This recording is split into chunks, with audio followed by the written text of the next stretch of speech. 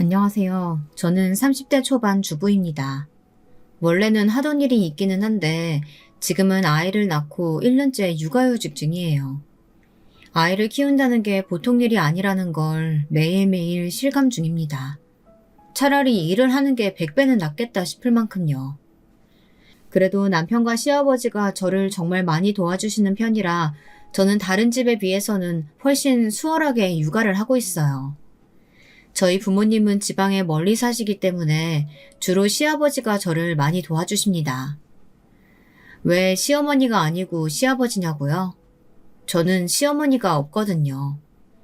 남편은 고등학생 때 어머니를 잃었어요. 오랜 지병이라고 했습니다. 병상에 계시는 동안 시아버지가 정말 지극정성으로 시어머니를 간호했다고 하더라고요. 오죽했으면 온 병원에 소문이 나다 못해 동네에서도 그 양반 자기 마누라 말이라면 죽는 신용이라도 할 거야. 대신 죽어줄 수도 있을걸? 이런 소리까지 들으셨으니까요. 어머니가 돌아가시던 날 아버지 우는 모습이 아직도 기억난다며 시어머니 제삿날 울먹이던 남편의 모습도 생각이 납니다. 대충 이 정도만 들으셔도 저희 아버님이 얼마나 좋은 분이신지는 아시겠지만요. 제가 처음 뵙던 날 이야기를 좀 해볼게요. 아버님을 처음 뵙던 날 저는 아버님이 어디가 아프신 줄 알았거든요. 너무 마르셔서요. 저희 시아버님은 키도 작고 덩치도 왜소하세요. 그래서 누가 한 대라도 치면 바로 쓰러질 것 같은 외형을 가지고 계십니다. 하지만 힘도 정말 세시고 못하는 게 하나도 없으신 분이세요. 남편도 언제나 가장 존경하는 분을 자신의 아버지로 꼽으니까요. 모자란 아들이랑 결혼해주겠다고 하니 내가 너무 고맙구만 그래. 제가 뭐가 모자라요? 모자란 거 투성이지. 네가 뭐 하나 제대로 하는 게 있어? 이제 밥벌이도 겨우 하는 녀석이. 자신의 아버지와 티격태격 이야기를 하는 모습을 보고 이 남자와 결혼한다고 하길 잘했다는 생각을 했던 기억이 납니다. 아시겠지만 한국에서 아버지와 아들이 다정하기가 참 힘들잖아요. 그런데 이 부자는 참 다정했습니다. 그래서 제 남편이 늙어서 아버님 같은 다정한 사람이 된다면 이 결혼을 한다고 하길 너무 잘했다 그렇게 생각했었습니다. 제 첫인상 그대로 저희 시아버님은 너무 다정하신 분이셨어요. 하나부터 10까지 다 그랬습니다. 어느 날은 감기 때문에 목이 부어 밥을 못 먹고 있다는 소리를 들으시자마자 죽을 써오신 적도 있어요. 아기도 어찌나 잘 보시는지 저희 아기도 저한테보다 아버님한테 안겨있는 걸 더 편해할 정도니까 말입니다. 처음에 결혼 전에 시아버지 집과 가까운 곳에 신혼살림을 차리겠다 했더니 다들 엄청 걱정했거든요. 홀아버지 밑에서 자란 아들이 얼마나 효자겠냐. 효자 아들은 피곤하다. 사사건건 간섭하면 어떡하냐. 시댁은 원래 최대한 멀리 있는 게 제일 좋다 하면서 말이에요. 하지만 지금은 제 친정 포함 친구들 모두 시아버지와 가까이 살아서 너무 다행이라며 그리고 너는 어디서 복이 그렇게 있어서 그런 시아버지를 만났냐는 이야기들을 합니다. 그 정도로 남들이 보기에도 정말 좋으신 분이에요. 조용조용하시고 점잖으신데 다정하신. 연애할 때 남편도 그렇다고 생각해서 반했던 거였는데 아버님에 비하면 남편은 정말 아무것도 아니었더라고요. 반의 반 정도? 장난삼아 그런 이야기를 했더니 자기도 인정했던 기억이 납니다. 자기도 아버지는 절대 못 따라갈 것 같다고요. 아버지는 젊은 시절에 노후를 철저하게 준비해 두셨거든요. 나중에 아들에게 짐이 되어서는 안 된다는 일념 하나로요. 그래서 연금을 타서 매달 생활을 하고 계셨기 때문에 저희가 드리는 용돈도 거절하셨어요. 자신도 돈이 있는데 왜 주냐고요. 제가 드린 용돈을 바로 제 품에 안겨있는 갓난쟁이에게 용돈이라고 주시더라고요. 그 이후로는 옷을 사드리거나 밥을 사드리지 용돈은 드리지 않습니다. 그래서 아버님이 그냥 계속 그렇게 연금을 받아 생활하실 줄 알았어요. 일을 한번 해볼까 한다. 왜요? 연금이 부족하세요? 저희가 용돈 드릴 수 있는데요. 나 쓸 만큼은 매달 나와. 근데 사람이 집에만 있으니까 너무 처지는 것 같아서 나도 사회생활 좀 다시 시작해볼까 한다. 퇴직하고 신지 너무 오래됐어. 해 넘어가니까 좀이 쑤셔서 원. 어떤 걸 하시게요? 아버지 나이에는 뭐 경비원 이런 게 최선인데 그런 거 아파트 주민들 갑질 엄청 나대요. 그런 건 하시지 마세요. 네, 그런 건 저희가 싫어요, 아버님. 아버님 고생하시는 거. 저희가 그렇게 말리니 픽 웃으시더라고요. 아는 사람이 그러는데 무슨 시니어 프로그램 같은 게 있대. 그런 거 신청하면 나라에서 월급을 지원해줘서 작은 회사들이 그 프로그램을 이용 많이 한다더구나. 저도 들어본 적이 있었던 것 같은 제도였어요. 퇴직 나이가 지나서 퇴직한 어르신들을 대상으로 취업을 돕는 프로그램이요. 작은 회사들에게 나라가 일정 금액을 지원해주고 회사들은 경력이 있는 퇴직 나이가 지난 분들을 뽑아서 고용하는. 나 그거 들어본 적 있는 것 같아. 요즘 잘 되어 있다고는 하더라고. 그러니까 내 친구도 지금 그 프로그램으로 취직했는데 일도 안 힘들고 매일 출근하니까 살아있는 것 같고 활력도 생기고 좋다고 하더라. 고개를 끄덕였습니다. 평생 일하시던 분이 하루 종일 집에만 있는 게 좀이 쑤실만도 하실만 했어요.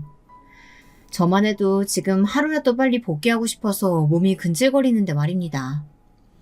그래서 괜찮은 것 같다고 대신 기업은 잘 알아보고 하셔야 한다 당부드렸습니다. 그리고 얼마 뒤 취직하셨다는 연락이 왔어요. 취직하신 회사에 대해서 대충 물어보니 작은 회사지만 나름 내실이 있는 것 같더라고요. 포장지나 박스 이런 걸 만드는 회사인데 사장이 젊은 나이에 패기가 넘친다고.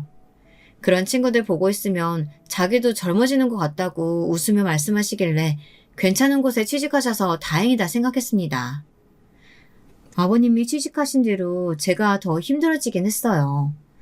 남들은 시댁 식구를 자주 안 보는 게 제일 몸도 마음도 편하다고 하던데 저는 아버님이 자주 안 오시니까 너무 힘들더라고요. 때때로 반찬도 해주시고 아기도 봐주시고 하셨는데 말이에요. 나 아버님 취직하시니까 내가 제일 힘들어. 그럴 줄 알았어. 당신 사실 그래서 처음에 반대했던 거 아니야? 남편이 웃으며 말하길래 등짝을 한 대 짝 때렸어요. 그렇게 나름 평화롭다면 평화로운 날들이 지속됐습니다.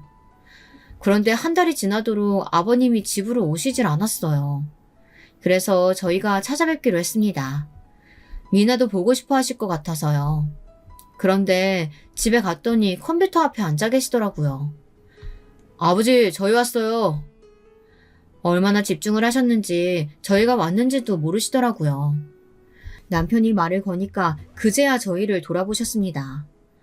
오랜만에 본 미나를 보고 반가워하시는 아버님을 뒤로하고 아버님이 하시는 걸 들여다봤어요. 컴퓨터 프로그램과 씨름 중인 것 같았습니다. 이거 뭐 하시는 거예요? 내가 그거 사용법을 몰라서 자꾸 실수해서 일의 진도가 회사에서 안 나가. 그래서 주말에 들고 와서 하고 있어.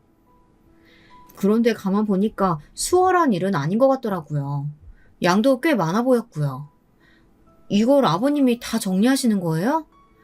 못해서 밀린 것도 있고 뭐. 그래도 이건 너무 많은데. 늙었다고 뒷방 늙은이 취급 안 하고 일 제대로 주는 것 같아서 나는 좋다. 그렇게 말씀하시길래 말을 더 보태지 않았습니다. 그냥 그 프로그램을 어떻게 쓰는 게 더 편한 건지만 설명해 드렸어요. 아버님은 정말 진지하게 배우시더라고요. 힘드시면 일 그만두셔도 된다는 말은 하지 못했습니다. 눈이 너무 반짝반짝 빛나고 있어서요. 진작 너한테 물어볼 걸 그랬다. 근데 내가 너무 고급 인력을 이런 곳에 쓰는 거 아닌지 모르겠구나. 잘난 며느리 이럴 때 써먹는 거죠. 며느리 잘났다고 딱히 사먹을 때가 있는 것도 아니고. 그렇게 프로그램 쓰시는 법을 알려드리고 함께 외식을 하고 저희 부부는 집으로 돌아왔습니다. 오는 길에 아버님이 정말로 이 일을 좋아하시는 것 같다고 다행이라는 말을 나누면서 말이에요. 그 이후에도 종종 주말에는 바쁘셔서 만나지 못했지만 그러려니 했습니다. 그러던 어느 날이었어요. 보통 요즘은 출근을 하시니까 낮에 전화를 하시는 일은 거의 없는데 낮에 전화를 주셨더라고요. 네, 아버님, 이 시간에 어쩐 일이세요? 아가, 너무 미안한데 내가 출근하면서 집에서 서류를 하나 두고 왔다. 집에 가서 그거만 여기로 좀 가져다 줄 수 있겠니? 미나 데리고 나오려면 힘들 텐데 미안하다. 아니요, 괜찮아요. 어떤 서류인데요? 집 책상 위에 그 초록색 봉투에 어제 날짜 적혀 있는 봉투가 있어. 네, 가지고 도착해서 다시 전화 드릴게요. 그리고 전화를 끊었어요. 그리고는 미나를 업고 아버님 집으로 갔습니다. 그리고 눈앞의 광경에 놀랄 수밖에 없었어요. 한동안 아버님의 집에 오지 않았거든요. 이게 다 뭐야? 집안은 온통 서류들로 넘쳐났습니다. 이게 한 사람이, 그것도 시니어로 뽑은 고령의 직원이 혼자 할 수 있는 일의 양인가 싶을 만큼이었어요. 대체 무슨 일을 이렇게 하시나 싶어 널려있는 서류들을 좀 보니까 일의 일관성도 없었어요. 그냥 온갖 잡다한 서류 관리들부터 회계 정보를 정리하는 일까지 보통은 두세 명이서 해야 할 파트의 일들이 막 널려 있었습니다. 아무리 규모가 작은 회사라 팀을 나누지 않는다고 하더라도 이건 좀 심하다 싶었어요. 시니어 프로그램으로 지원받아서 돈은 적게 쓰고 노동은 더 시키는 거 이거 양아치인 건데. 그리고 아버님의 퇴근 시간이 늦는다는 걸 이미 알고 있었거든요, 저는. 야근 수당은 제대로 챙겨주는 거 맞겠지? 하는 의문이 계속 피어났습니다. 하지만 일단은 급하다는 서류부터 챙겨서 아버님 집을 나왔습니다. 다음에 아버님을 뵐 때 진지하게 다 여쭤봐야겠다고 생각하면서요. 그리고 아버님이 알려주신 주소에 도착했어요. 도착하면 앞으로 나오신다고 하셔서 전화를 했는데 받으시질 않더라고요. 그래서 잠시 기다리다 다시 전화를 드렸는데도 안 받으셔서 제가 올라가기로 했습니다. 회사는 5층이었어요. 엘리베이터를 타고 올라가서 아버님이 다니시는 회사 현판이 붙어있는 문 앞에 섰습니다. 그런데 안에서 누군가가 정말 말 그대로 고래고래 소리를 지르는 소리가 들려왔어요. 밖에서도 다 들릴 만큼 엄청나게 큰 소리로 말입니다. 아, 이 노인네가 이런 실수를 하면 어떡해? 어? 이게 얼마나 중요한 자료인데 숫자 하나 틀리면 계산이 다 틀려지잖아. 내가 마지막으로 확인 안 했으면 200만 원이나 더 지급될 뻔했다고. 당신이 물어낼 거야? 그 뒤에 누군가가 말하는 것 같았는데 목소리가 작아서 잘 들리지 않았어요. 어딘가 쎄한 기분이 들어서 문 가까이 귀를 가져다 댔습니다. 치매도 아니고 내가 병원 가서 치매 검사 받아보라고 했지? 다 늙은 노인네가 숫자 하나 제대로 못 쓰는 건 원래 치매라니까? 잘리고 싶지? 아니, 일이 너무 많아서. 그 뒤에 따라오는 주눅이 잔뜩 든 목소리는 저희 아버님이 맞았어요. 순간 누군가가 제 머리에 엄청나게 차가운 얼음물을 가져다 부은 듯 온몸이 차가워지는 기분을 느꼈습니다. 지금 아버님한테 저렇게 막말을 하는 거라고? 너무 놀라서 차마 어떤 말을 더 꺼내지 못하고 어떤 행동도 하지 못한 채 문고리를 잡은 손에 힘을 줬습니다. 제 손이 파르르 떨리는 게 느껴졌어요. 늙은이 써줬으면 감사합니다 하고 납작 엎드려서 시키는 일은 뭐든 다 해야지 토를 달아? 당신 지금 제정신이야? 더 이상 못 듣고 있겠어서 문을 벌컥 열었습니다. 그러자 그 젊은 사장과 아버님의 시선이 저에게로 향했어요. 아버님은 놀라신 듯 눈을 크게 떴습니다. 아마 아버님은 그런 모습을 며느리에게 들킨 게 많이 부끄럽고 또 민망하셨을 거예요. 하지만 그 순간에 저는 그런 생각은 들지 않았습니다. 너무 화가 났거든요. 아이고, 얘야. 아버님이 저에게 아는 척을 해오자 놀랐던 사장이 곧 눈을 가늘게 뜨고는 저를 위아래로 훑어보더군요. 그 시선도 정말이지 불쾌했습니다. 아, 그 며느리? 정신 빠진 시아버지 서류 심부름하는? 이런 모자랑 시아버지랑 사느라 고생이 많으시겠네요, 며느님. 딱 봐도 저랑 비슷한 또래거나 많아도 한두 살 많아 보이는 젊은 남자였어요. 며느리라는 사람이 와서 이렇게 서 있는데도 그는 입으로 나오는 그 엄청난 막말들을 멈출 생각이 없어 보였습니다. 제가 있는데도 이럴 정도면 평소에는 늘 저런다는 이야기겠죠. 커피라도 한 잔 드릴까요? 다른 직원이 민망했는지 저에게 커피를 권하더군요. 그리고 제가 미처 거절의 말을 하기도 전에 다시 그 젊은 사장의 엄청나게 큰 목소리가 들려왔습니다. 너 지금 제정신이야? 그냥 서류만 주러 온 심부름꾼한테 커피를 준다만다 하고 있어. 탕비실에 커피 빨리 가는 것도 다 너 때문이지? 그래, 지들 돈으로 산 거 아니라고 막 쓴다 이거지? 어디서 돈이 줄줄 나가나 했는데 이것들이 다 범인이었구만 그래. 그 커피 얼마나 한다고 소리를 고래고래 지르더라고요. 그 직원이 그 말에 움찔움찔 하는 게 느껴졌습니다. 그리고 곧 그 사장의 목소리에 깬 미나가 울기 시작했어요. 으앙 소리에 사장이 또 소리를 지르기 시작했습니다. 집이나 살림이나 처하지. 이 시간에 애들 안고 나오는 아줌마들 다 한 대씩 맞아야 돼.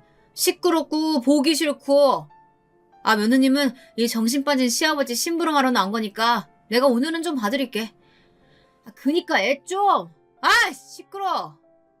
지가 더 시끄럽게 소리 지르고 있으면서 애 보고 시끄럽다고 삿대질하면서 악을 쓰더라고요.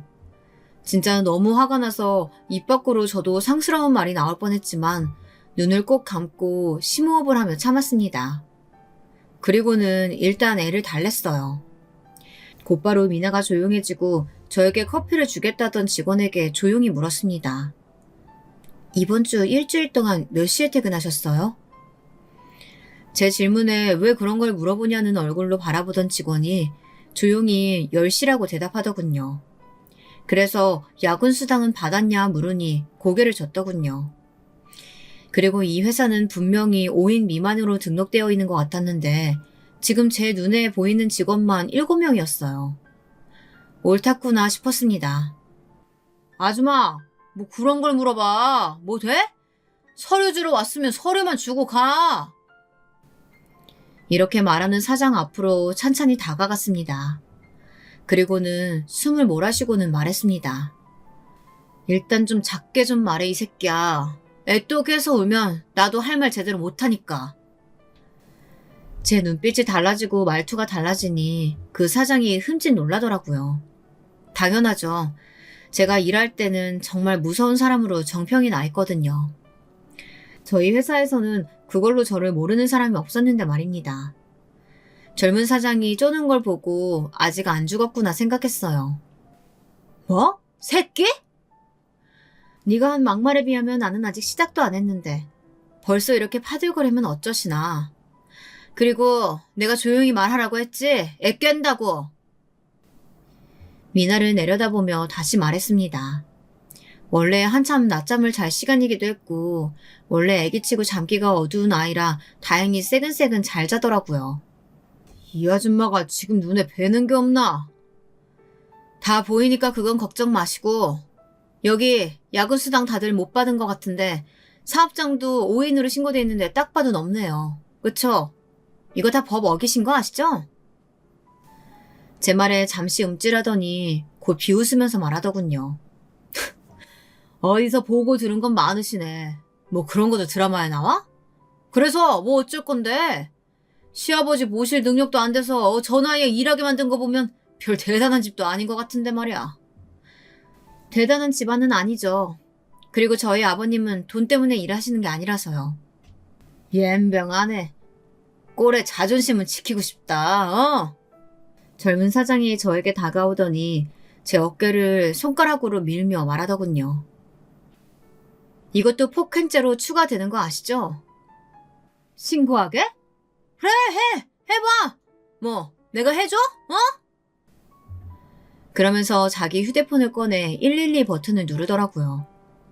그래서 제가 픽 웃으며 제 지갑을 꺼냈습니다. 그리고는 명함 한 장을 꺼내 그 사장을 줬어요. 그리고 말했습니다. 그러실 필요 없어요. 제 그 말에 제 명함을 받아든 젊은 사장이 그제야 제 명함을 확인하더라고요.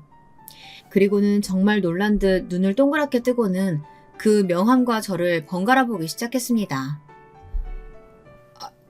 이게 뭐야? 진짜야? 검사?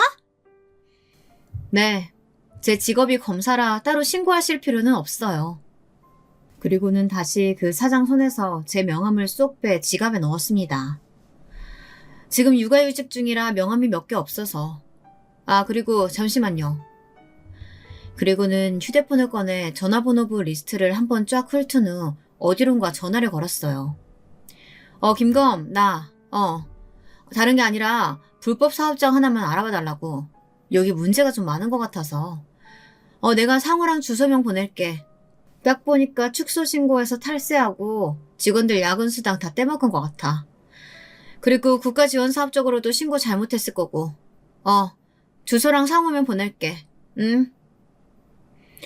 그리고는 전화를 끊고는 그 사장을 빤히 봤어요. 표정에서 당혹감이 느껴졌습니다. 일단 대충 봐도 탈세는 빼박 같은데 탈탈 털면 엄청 나오겠어요? 그쵸? 사장님 성품 보니 여간 해드신 게 아닐 것 같은데. 아니, 그게 아니고요. 갑자기 말끝에 요를 붙이더라고요. 기가 차서 웃음이 나왔습니다. 사장님, 세상에는 어떤 사람이 어떤 모습을 하고 당신 앞에 있을지 모르는 일이에요. 그니까 개 같은 성격 숨기고 사셔야죠. 누가 이렇게 당신 잡으러 온 저승사자일 줄 알고 이렇게 아무한테나 꼴찌리세요. 소시적에 강력범들도 저만 보면 쫄았거든요. 저 사장이 움찔거리는 거 보니 그거 안 죽었다 싶더라고요. 조사 착실하게 받으시고 내가 여기 들어오면서 녹음도 다 했거든요. 어차피 이런 거 CCTV야 다 먹통일 거고 뭐 있어봐야 음성은 또 안 들어갈 테고 폭행, 폭언에 관한 건 내가 개인적으로 신고를 하든 고소를 하든 할 테니까 딱 기다리고 계셔. 그제야 진짜 큰일 났다 싶었는지 갑자기 제 손목을 덥석 잡더군요. 제가 진짜 너무 잘못했습니다. 정말 죽을 죄를 지었어요. 한 번만 봐주세요. 제발 검사님. 사장님, 제가 이 바닥에서 사장님 같은 사람 수도 없이 만났거든요. 한 번만 봐줘서 잘못을 진심으로 반성하고 다시는 그런 짓 안 하는 사람? 한 번도 본 적 없어. 그런 역사가 없어. 그리고 나는 당신이 나와 우리 시아버지에게 한 말 용서해줄 생각도 없고요. 하나하나 다 따져서 물고 늘어줄 테니까 각오 단단히 하세요. 내가 결혼하기 전에 우리 직업에서 별명이 불독이었어. 불독. 물면 안 놓는다고. 그리고는 손목을 뿌리치고 들어왔던 서류를 탁자 위에 탁 내려놓았습니다. 아버님, 오늘 사직서 내시고 인수 있게 할 거 있으면 하시고 나중에 조사 들어가면 증언도 다 해주세요. 일단 오늘은 무단 결근은 하시면 안 되니까 저는 들어가 볼게요. 거의 울듯한 표정으로 저를 보고 있는 젊은 사장을 한 번 더 노려봐 준 뒤 돌아서서 집으로 돌아왔습니다. 지친다. 오랜만에 기가 빠지는 경험을 했더니 정말 지치더라고요. 그래서 잠든 아기 옆에서 깜빡 잠이 들었나 봅니다.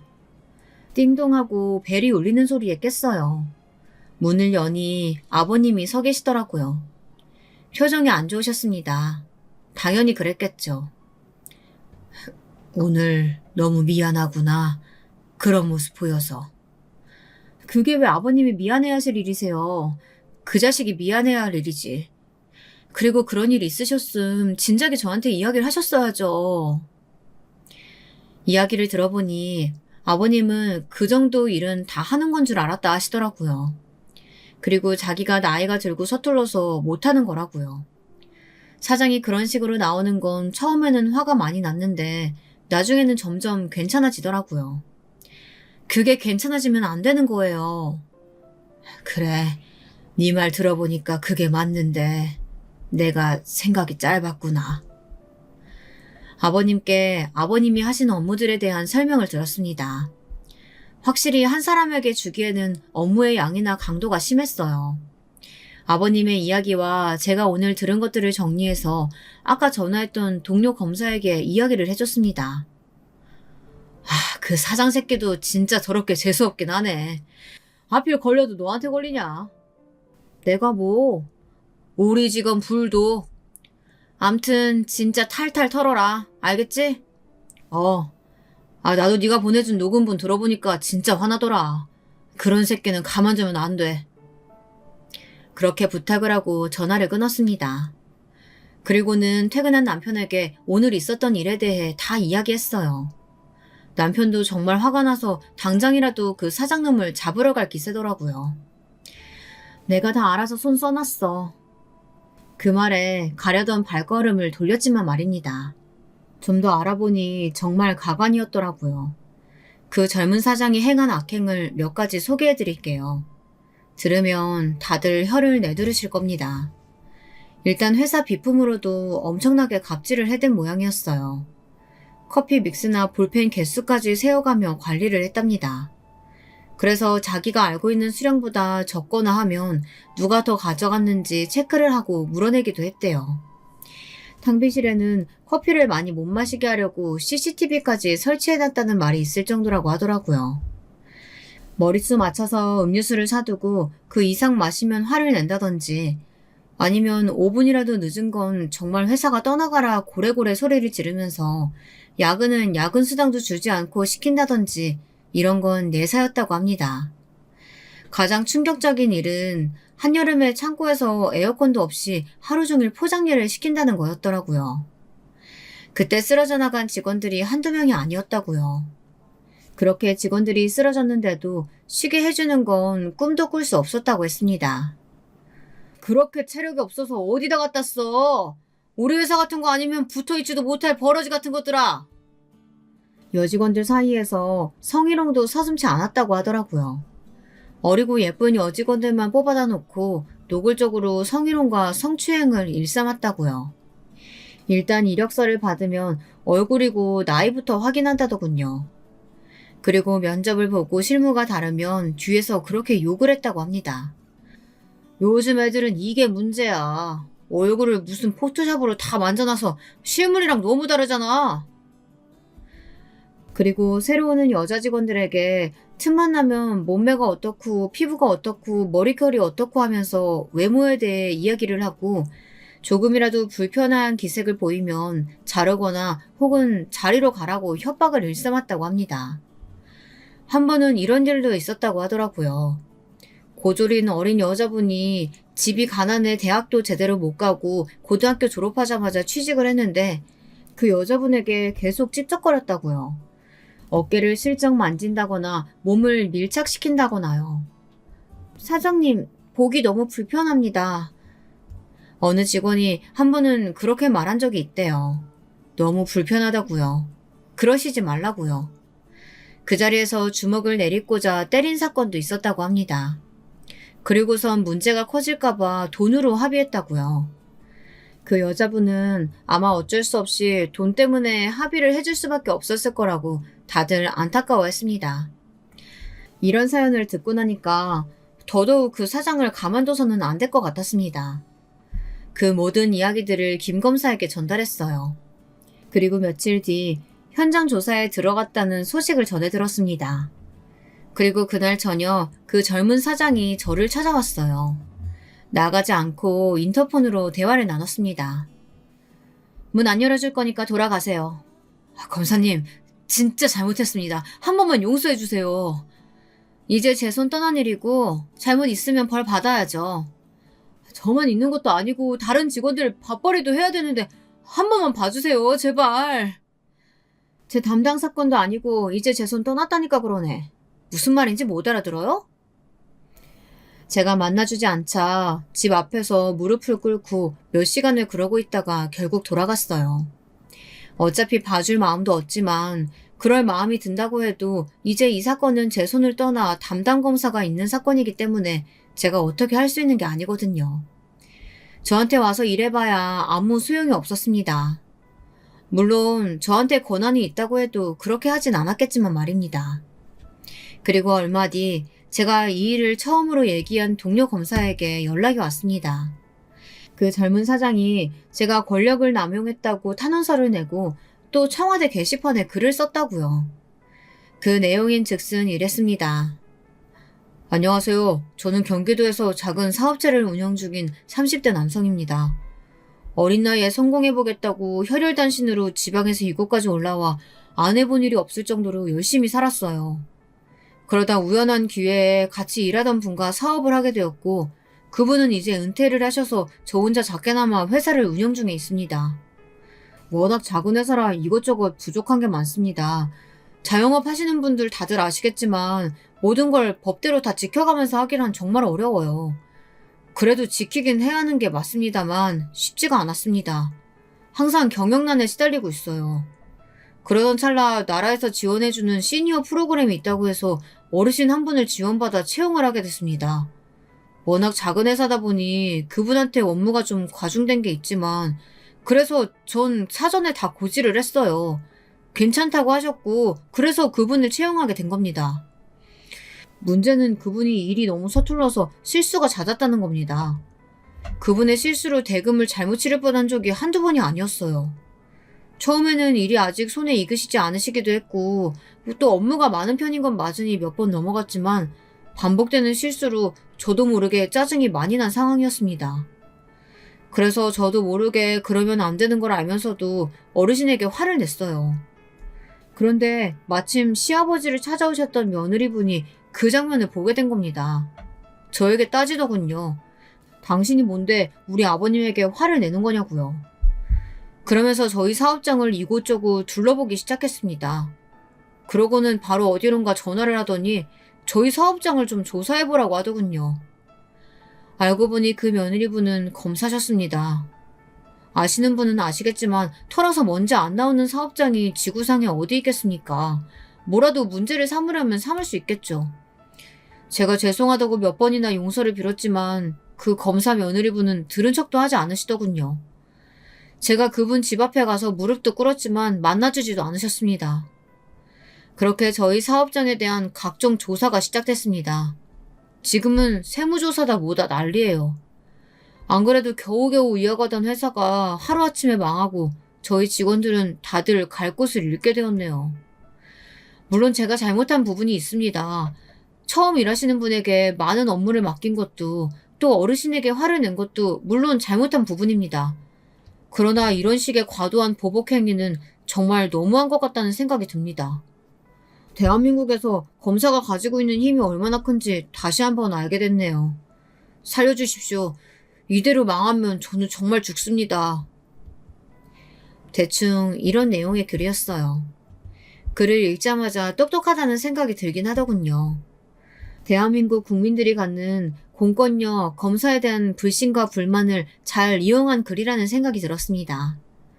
제가 꽤나 욕을 먹겠다는 생각을 하면서 글을 읽었고 그 예상은 맞아떨어졌어요. 그 글이 여기저기 퍼져서 기사도 나고 제가 누군지 밝혀져서 저희 직원분들과 그 일을 조사하는 검사까지 엄청나게 욕에 시달리게 된 겁니다. 그냥 무대뽀로 나올 줄 알았더니 생각보다 머리를 쓰시네. 국민 정서도 이용할 줄 아시고. 어떡할 거야? 어떡하긴 뭘 어떡해. 나도 받아쳐야지. 어차피 나는 지금 육아휴직 중이라 책임 소재 가릴 것도 아니고. 그 사장이 똑똑하긴 했는데 하나는 알고 둘은 모르는 게 있었어요. 저는 진짜 생각보다 더 무대뽀라는 사실을 말입니다. 예전부터 알고 지내던 친한 기자님에게 그날의 녹음본을 전달했습니다. 그리고 그 회사에서 일하던 직원 둘에게 연락을 했어요. 설득할 필요도 없었어요. 워낙 예전부터 그 사장한테 당해온 게 많았던지라 제가 딱히 바람을 넣지 않아도 그 사장의 악행에 대해 줄줄이 털어놓더군요. 야근 수당 안 주는 건 물론이고 개인적인 심부름도 많이 시켰어요.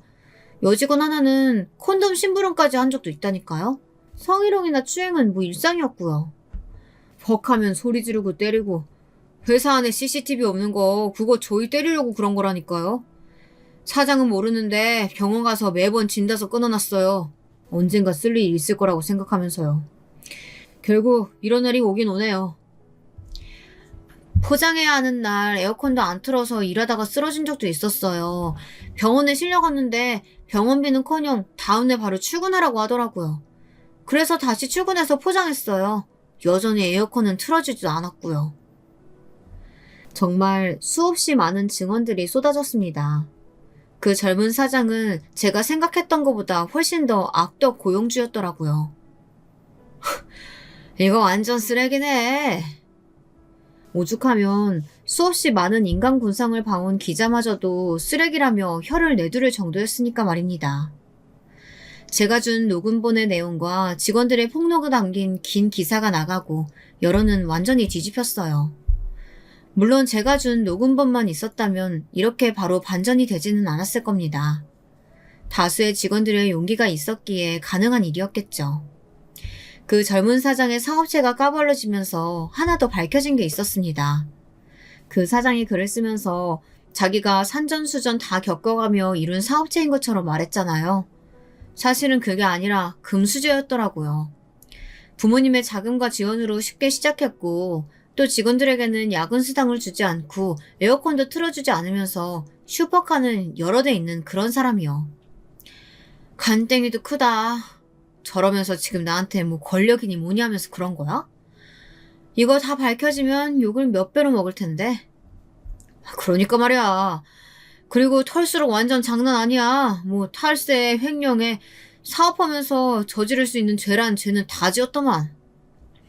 있는 것들이 더한 거 한국 사람들 제일 싫어하는데 이제 아무도 편 안 들어주겠네. 지 무덤 지가 스스로 판 거지 뭐. 정말 그랬습니다.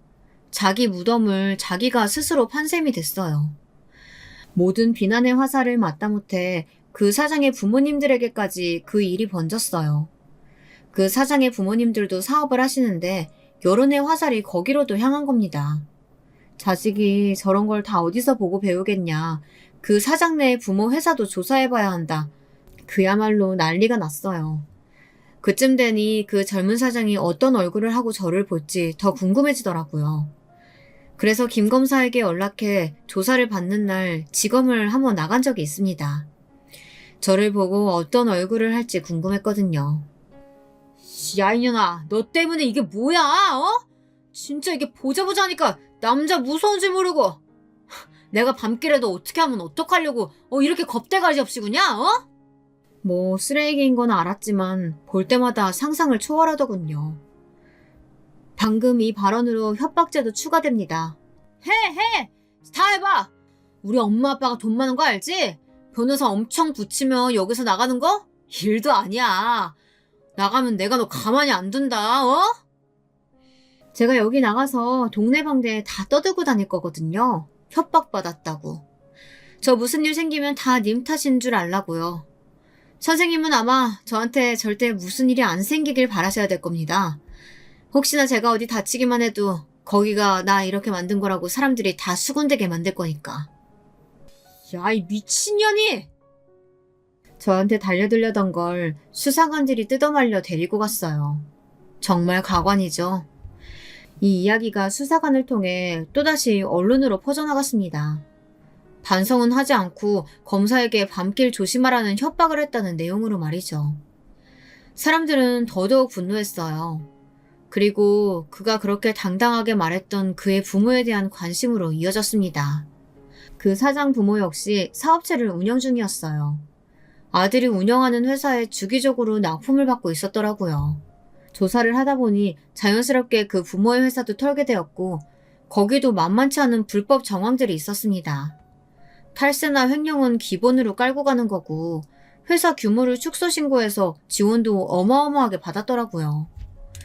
이 모든 정황들이 언론을 통해 보도가 되었고 젊은 사장의 바람과는 달리 그가 쏘아올린 이 일은 생각보다 훨씬 일이 커져버렸어요. 조사 중에 그 아버지랑 아들이랑 같이 만날 일이 있었거든? 얼굴 보자마자 자기 아들 머리통을 갈기더라. 그것도 완전 풀스윙으로. 앞에 검사가 있던 말던 자기 아들을 보자마자 그 사장의 아버지는 그 사장을 패기 시작했다더군요.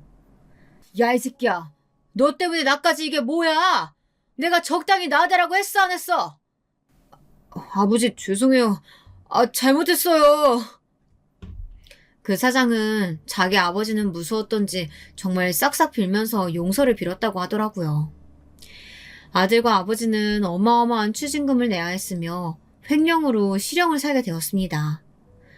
뭐 이렇게 말하면 해피엔딩 같기는 한데 슬프게도 이 이야기는 아직 끝난 게 아닙니다.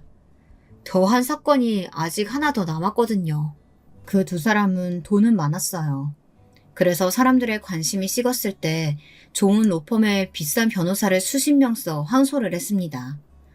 몇 번에 걸친 항소 끝에 금방 사회로 나왔어요. 그 두 사람이 사회로 다시 나왔을 땐 저도 육아휴직을 끝내고 복귀를 한 상태였거든요. 여기서 이 이야기의 2막이 시작됩니다. 어느 날부터 집으로 이상한 편지들이 배송되기 시작했어요. 하는 일이 일인지라 협박성 편지나 위협을 받을 때가 많기 때문에 이번에도 별 생각이 없었습니다. 그냥 의뢰 있는 일이겠거니 했어요. 그런데 어느 날 아버님의 집에서 비슷한 일이 일어난다는 사실을 알게 됐습니다. 그때 직감했어요. 아, 그 젊은 사장놈의 짓이구나 하고 말이죠. 근데 심증은 있지만 물증은 없었습니다. 밤늦게 들려오는 협박성 전화도 수신인을 알 수 없었고 교묘하게 CCTV를 피해간 탓에 우편함에 편지를 두고 간 사람의 정체도 알 수 없었어요.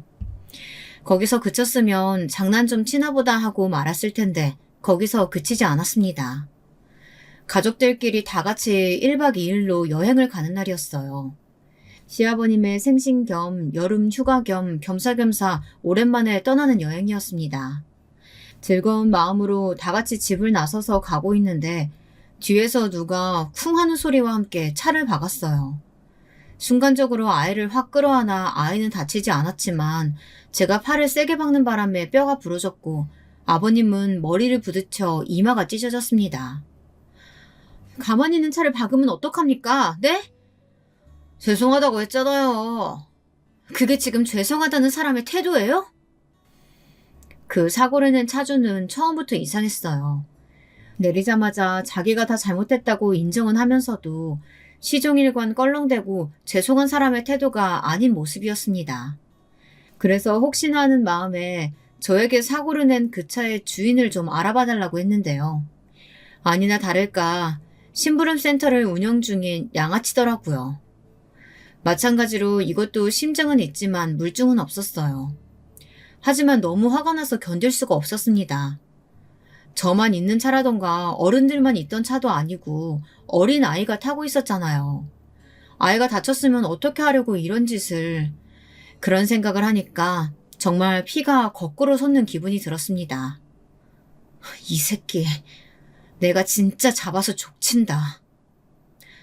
나왔다 불도. 그때부터 그 젊은 사장님에 대한 뒷조사에 들어갔어요. 이번에는 제법 머리를 썼더라고요. 휴대폰 전화 기록이나 통장 기록도 깨끗했어요.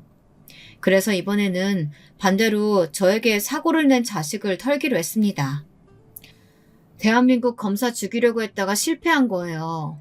살인 미수, 알죠? 아니, 실수로 사고를 좀 낸 거 가지고 어떻게 살인 미수가 됩니까? 검사님, 이거 과잉 수사 아니에요? CCTV에 다 찍혔어요. 우리 집 주변에서부터 내 뒤에 따라 붙은 거. 아, 그거야 방향이 같았나 보죠. 우리 집 주변 매번 다른 차로 감시하던 것도 CCTV에 다 찍혔습니다. 닮은 사람인가 보죠. 저 아니에요. 저라는 증거 있으세요? 이렇게 나올 줄 알았습니다. 그래서 준비한 게 하나 더 있었죠. 우리 집에 얼마 전부터 이상한 협박성 편지들이 자꾸 오거든요. 근데요? 검사님이 적이 많으신가 보네요. 그래서 내가 왔던 편지를 싹 다 지문감식 의뢰를 했어요. 아니 어떤 간이 배 밖으로 나온 새끼가 대한민국 검사랑 검사 가족을 협박하는지 너무 궁금하잖아. 그게 저랑 무슨 상관인데요? 두 곳에서 같은 지문이 나왔어요. 내가 그걸 방금 그쪽 지문이랑 대조를 맡겼고. 움찔하더군요. 사실 지문 대조를 맡겼다는 것도 지문이 나왔다는 것도 다 거짓말이었어요. 그냥 한번 던져본 거였답니다. 근데 반응을 보니 분명히 아는 이야기인 것 같더라고요. 그거 대조 결과 나와서 그쪽 맞으면 여태 부정한 것까지 다 합쳐서 내가 진짜 할 수 있는 최대치로 형량 때릴 겁니다. 진짜 안 봐줘. 누가 시켰으면 사주받은 거랑 형량 줄어드는 거 알죠? 자기가 직접 한 거면 몇 배는 올라가는 것도 알 거고. 차주가 인상을 확 찌푸리면서 고민을 하는 것 같더라고요. 이미 돈 받은 거 있으면 그건 불법적으로 받은 거니까 돌려줄 의무 없어요. 그러니까 말해요. 네? 그것도 뻥이었어요. 근데 어디서 초짜를 데리고 왔는지 치밀하지도 못하고 어딘가 허술하더라고요. 그 젊은 사장은 이런 곳에도 돈을 아낀 게 분명했습니다. 그게 사실은... 그제야 술술 다 털어놓더군요. 그 젊은 사장이 시킨 게 맞았습니다. 저와 저희 가족을 최대한 피를 말리라고요. 그래도 제가 별 스트레스 받는 거 없어 보이자 점점 강도가 세져서 결국 교통사고를 내기까지 하게 된 거라고 말입니다. 곧장 그 사장을 구속했어요. 자기는 아니라고 빡빡 우기더군요. 아니, 다 자백을 하셨다니까 그러네? 그 심부름센터 사장이? 아니, 나는 뭘 시킨 적도 없는데 왜 자꾸 나래요? 돈 준 적도 없고 연락한 적도 없다니까 그러네. 정말 빡빡 우긴다는 게 이런 거구나 싶었습니다. 하지만 이내 다 밝혀졌어요. 부정할 수 없게 증거들도 차고 넘쳤습니다. 그 심부름센터 사장이 정말 열심히 다 자백했거든요. 증거가 이렇게 차고 넘치는데 계속 아니라고 우기면 판결 더 불리하게 나요. 알아요? 이번에도 마찬가지로 수십 명의 변호사를 붙였습니다. 하지만 이번에는 못 빠져나갈 게 뻔했어요. 왜냐면 정말 전 국민적으로 욕을 먹고 있었거든요. 요즘 보복범죄가 매일 뉴스 헤드라인을 장식하고 있는 와중이라 분노가 더 들끓는 듯 했어요. 심부름센터를 고용해서 검사에게 보복을 한 금수저라는 부분이 특히 사람들의 심리를 자극했던 것 같습니다. 정말 엄청나게 욕을 먹었거든요. 그 전에 먹은 건 먹은 것도 아니다 싶을 만큼요. 그 덕이었을까요? 가중처벌되어 형을 살게 되었습니다. 그리고 한 가지 더 추측하자면 앞서 말했던 그 성희롱 당했다는 여직원의 폭로도 추가됐습니다. 생각보다 더더욱 악질이더라고요. 위계에 의한 폭력 그 자체였어요. 허구한 날 불러다가 밥줄을 무기로 삼고서는 수시로 성추행을 했다고 하더라고요. 제가 비록 돈 때문에 합의를 해주긴 했지만 정말 수치스러웠어요. 이제라도 그 새끼가 얼마나 나쁜 새끼인지 세상에 알아줬으면 해서 이렇게 폭로합니다. 그리고선 그동안 자신이 당했던 일들을 폭로했어요. 그 글도 많은 국민들의 공분을 샀습니다. 특히 그 또래의 여성 직원들에게 말이죠. 나중에 듣기로는 상당히 억울해한다더군요. 그때 자기가 시니어 직원을 잘못 뽑아서 그 시니어 직원의 며느리가 하필 검사여서 자기가 이렇게 운이 나쁘게 걸려들었다고 말입니다. 하지만 그게 아니에요. 그렇게 살아왔기 때문에 이렇게 된 겁니다. 제가 아니었어도 언젠가 그 인간은 자신이 저지른 죄에 대한 벌을 어떤 방식으로 돌려받았을 거예요. 이럴 때 보면 또 인생은 공평한 것 같기도 해. 물론 그렇지 못할 때가 더 많다는 거 저도 알아요. 하지만 이렇게 때때로 정의가 실현되어 오는 걸 보면 공평하다는 생각이 들기도 합니다. 또 그걸 믿고 싶은 게 사람 마음이잖아요. 아마 그 사장놈은 제대로 된 반성을 하지 않을 거예요. 그 안에서 앞에서 말했던 것처럼 사실은 운이 없어서 이렇게 된 거라고 믿으며 다음에 나와서는 더 교묘하고 더 치밀하게 나쁜 짓을 할 수도 있겠죠. 근데 그런 거 잡으라고 나 같은 사람 있는 거니까. 맞아. 하지만 또 그런 사람 제대로 응징하라고 저 같은 사람이 있는 거 아니겠어요? 저는 그 사장님이 나와서도 어떻게 사는지 끝까지 지켜볼 생각입니다. 그리고 또다시 같은 짓을 저지르면 또다시 죄를 물으러 갈 거예요. 앞서 말했듯 제 별명이 불독이잖아요. 저는 한 번 물면 절대 놓질 않거든요. 아마 그 사장은 평생 자기가 한 잘못들을 되새기며 살아가게 될 겁니다. 제가 그렇게 만들 거예요. 반성하지 않는 사람에게는 진정한 용서 따위는 없으니까 말입니다. 길다면 긴 이야기 들어주셔서 감사해요. 제 이야기가 많은 분들에게 느끼는 바가 있는 이야기가 된다면 참 좋겠네요. 안녕하세요. 평소 재미있게 사연을 듣고 있는 간 60대가 된 평범한 여자입니다. 다른 분들의 사는 이야기를 듣다 보니 불현듯 오늘은 제 이야기를 털어놔보고 싶더라고요. 저는 중소도시 옆에 있는 조용한 동네에서 태어났습니다. 오남매 중 장녀로 어렸을 적 저는 동네 전방을 꾸리시던 엄마를 대신해 남동생 2명, 여동생 2명의 밥을 도맡아 했습니다. 가끔 밥하는 게 너무 힘들면 엄마 가게에 가서 몰래 과자를 집어 먹었다가 엄마한테 혼나곤 하던 일이 기억이 나네요. 그렇게 어찌저찌 중학교를 졸업하고 저는 20살이 넘을 때까지 부모님 가게 일을 돕고 동생들을 돌보며 지냈습니다. 그러다가 옆 동네로 시집가서 잘 산다던 육촌 누나의 중매로 한 남자를 만났습니다.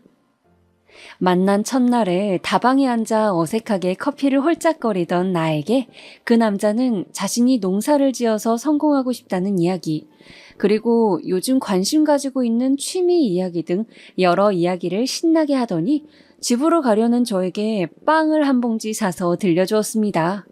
부모님과 함께 먹으라면서요. 그렇게 저는 그 남자와 백년가약을 맺게 되었죠. 소박하게 결혼식을 올리고 남편의 농사일을 도우며 신혼생활을 보냈어요. 남편은 성실하고 소박한 사람이었어요. 저도 살림에 보탬이 되고자 이것저것 동네 일들을 하면서 용돈벌이를 했답니다. 그러다 결혼하고 2년 만에 아이가 들어섰어요. 그때가 제 25살 때였습니다. 처음에 아이가 들어선 줄도 모르고 속이 안 좋다고 약도 먹고 그랬는데 나중에는 임신이란 이야기를 듣고 뱃속의 아이에게 어찌나 미안하던지요. 그 후로는 태교에 좋다는 것들을 나름 하면서 신경 써서 임신 기간을 보냈습니다. 산고의 고통을 겪고 자연분만을 하면서 다시는 아이를 낳지 않겠다고 다짐했건만 결국 저는 2년 후 둘째까지 낳았습니다. 둘째는 듬직한 첫째 아들과는 달리 아주 예쁜 딸이었어요. 갓 태어났을 때 피부가 아주 빨갰는데 그 모습을 보신 친정어머니가 피부가 하얀 예쁜 아기라고 이야기하셔서 아, 피부가 빨간 게 나중에 하얘지는 거였구나 했던 기억이 납니다. 그렇게 저는 평탄하고 소박하게 저의 20대와 30대를 남편과 복닥거리며 아이 둘을 키우면서 살았습니다. 다만 남편이 새로 농사를 사업으로 생각하고 새로운 작물들을 들여보겠다면서 시도했던 일들이 잘 풀리지 않아 형편은 늘 빠듯했습니다. 새 작물이 잘 자라지 못해 손해를 보고 거기다 흉년이 몇 번 휩쓸고 가자 우리 집은 결혼했던 당시보다 많이 가세가 기울게 되었어요. 그래도 고맙게도 우리 아이들은 사춘기 때도 그렇게 속을 많이 썩이지 않았고 저는 주변의 부러움을 사곤 했죠. 또 자라면서 큰아이는 제법 공부를 잘했어요. 그래서 아들이기도 하고 첫째이기도 해서 저희 부부는 아들에게 큰 기대를 걸고 재수도 시켜주고 대학을 가게 되자 자취방도 얻어주고 취업 준비에 필요한 영어 학원 돈이며 필요하다는 대로 돈을 항상 빌려서라도 마련해 보내주었습니다. 이름 되면 알만한 회사 정도는 들어가겠지 하면서요. 미안하게도 딸에게는 대학까지 보내줄 형편이 안 돼요. 저희는 딸에게 고등학교까지만 다니고 취업을 했으면 좋겠다고 이야기하였습니다. 가난한 농부인 남편의 수입으로 큰 도시로 대학 간 아들의 뒷바라지를 하기만도 벅찼고 또 그때의 짧은 생각으로는 대학을 가지 않더라도 인물도 괜찮고 야무지고 싹싹하니까 자기 앞가림하다가 좋은 혼처 자리가 나서면 멀리 보내지 말고 옆에 끼고 살면 좋겠다는 생각이었습니다. 실제로 동네에 딸을 가진 집들은 대부분 그랬으니까요. 그러나 딸은 고등학교를 졸업하고 여러 가지 소일거리를 하다가 동네가 갑갑하다며 도시로 나가 직업을 구해야겠다며 간호조무사 자격증을 따겠다고 했습니다. 그래서 간호조무사 교육비를 대주고 전문적인 일이니 열심히 하라고 격려해줬습니다. 그렇게 딸은 자격증을 따고 아들이 있던 도시로 취직 자리를 구하게 되어 자식 둘이 같이 살 집을 전세로 마련해주고 가끔 들여다보러 다녔습니다.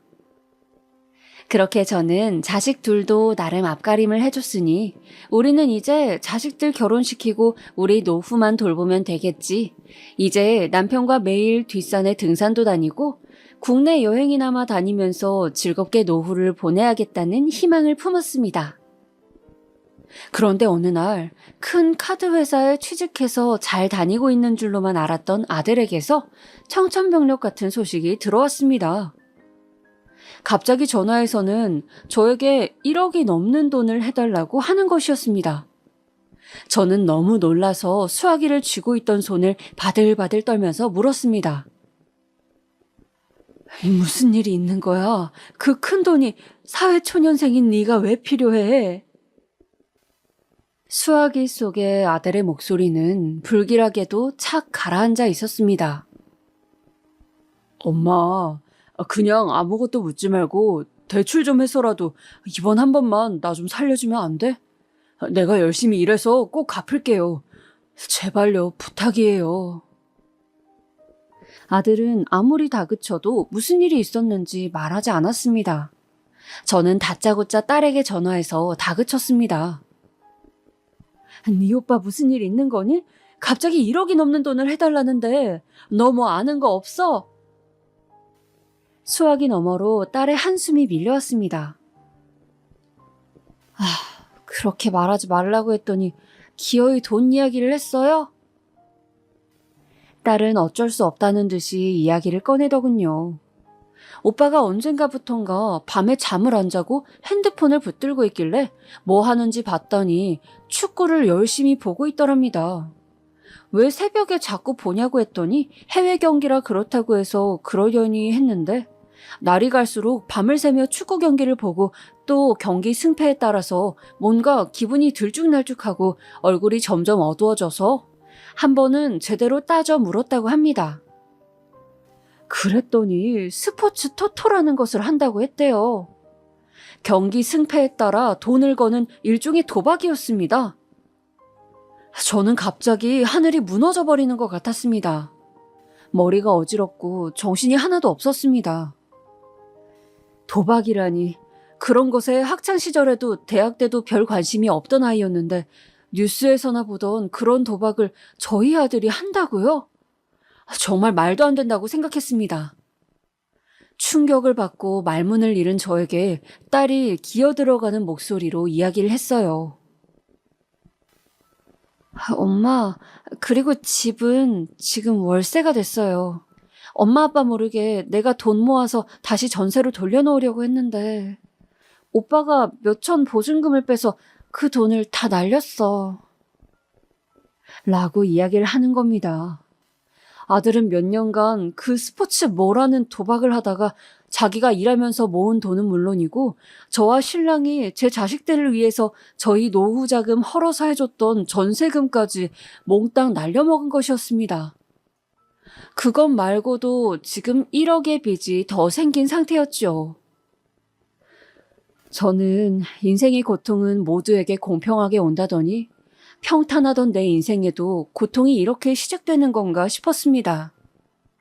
그리고 아들에게 내가 뭘 그리 잘못해서 이런 일이 나에게 생기는지, 내가 임신 때 배탈약을 먹어서 아들이 이러는 것인가 라는 말도 안 되는 어처구니 없는 생각이 들 지경이었습니다. 딸도 저도 더 이상 할 말이 없어서 그냥 일단 알겠다고 전화를 끊고서 남편에게도 말하지 않고 일이 있어서 나갔다 오겠다고 하고는 버스를 타고 1시간 거리에 있던 바닷가를 갔습니다. 해변가 근처 칼국수 집에서 칼국수를 한 접시 시켜두고 잘 먹지도 못하는 소주 한 병을 시켰습니다. 그리고 햇가닥 눈이 돌았는지 그 소주를 물잔에 담아서 한 잔을 한 번에 다 마셔버렸습니다. 그렇게 바닷가에서 몇 시간을 보내며 울기도 하고 걷기도 하고 확 뛰어들어 버릴까 생각도 하면서 저는 겨우 정신을 부여잡고 집으로 돌아왔습니다. 사는 게 뭔지, 내 인생이 왜 이렇게 되었는지 그런 생각이 떠나지 않고 머리를 맴돌았습니다. 사정을 알게 된 남편은 불같이 화를 냈습니다. 그런 모습은 살아생전 처음 볼 정도로요.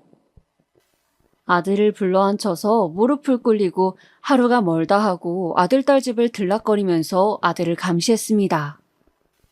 당장 쌓여있는 빚은 결국 한 채밖에 없던 집을 팔아서 충당하였고 저희 부부는 나이 50에 새를 살게 되었습니다. 그렇게 감당하기 힘든 일을 겨우 수습할 무렵 딸에게서 또 전화가 왔습니다. 엄마, 오빠가, 엄마. 딸은 제대로 말을 할 수 없을 만큼 울먹거리고 있었습니다.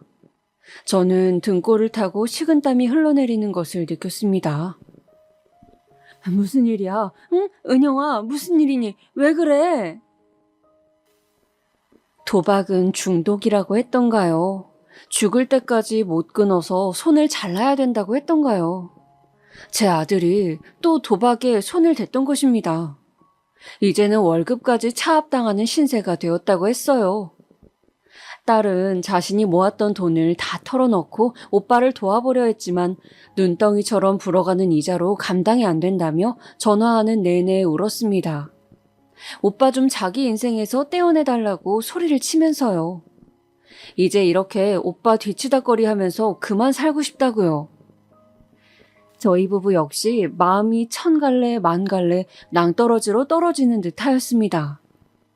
너무 깜깜해서 얼마나 깊은지도 알 수 없는 구덩이에서 우리 가족 모두를 끌어당기는 악마의 손이 튀어나와 모두를 삼키는 것 같았어요. 득달같이 자취집으로 가보니 아들은 편지 한 장을 남겨두고 떠나버린 후였습니다.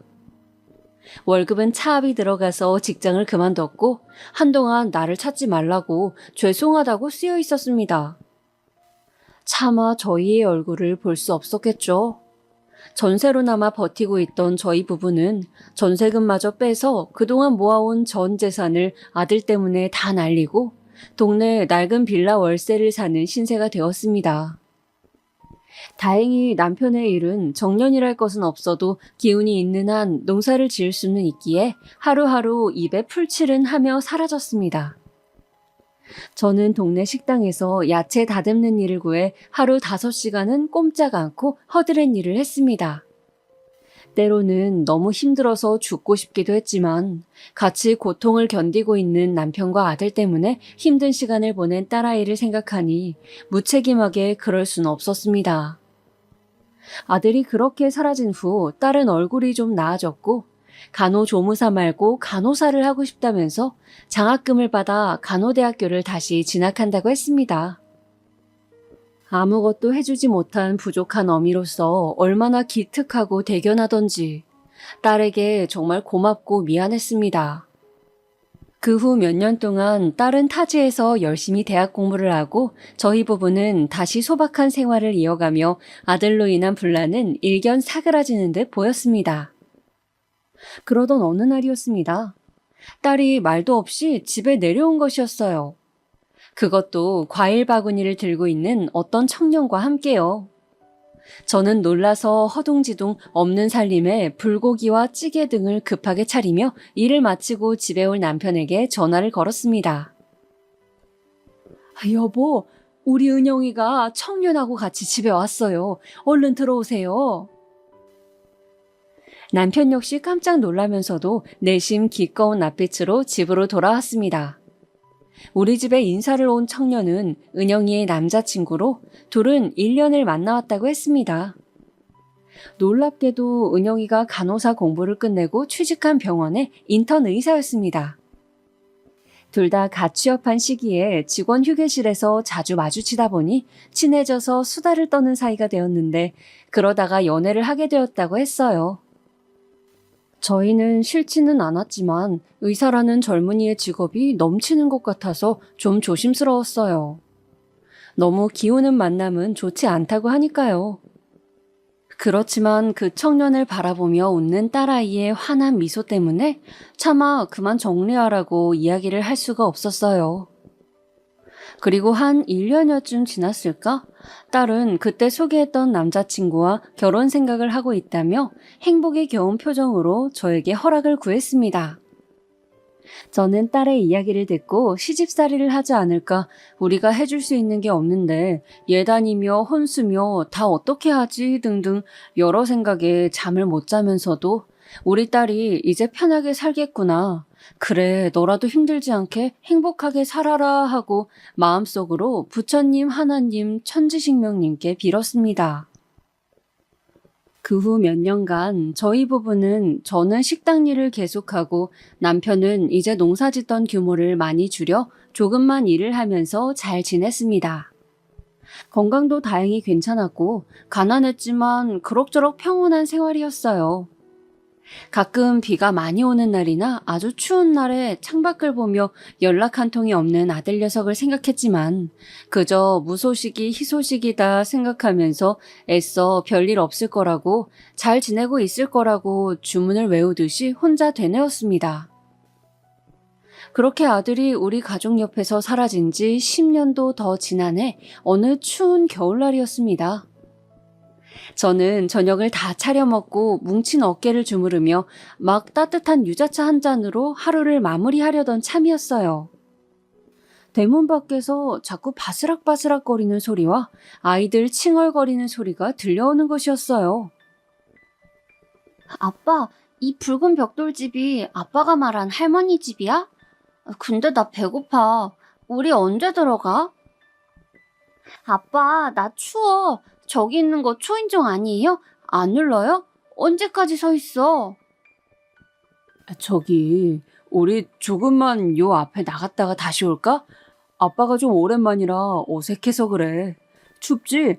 일단 저 밑에 분식집 가서 아빠가 라면 먹고 다시 올까?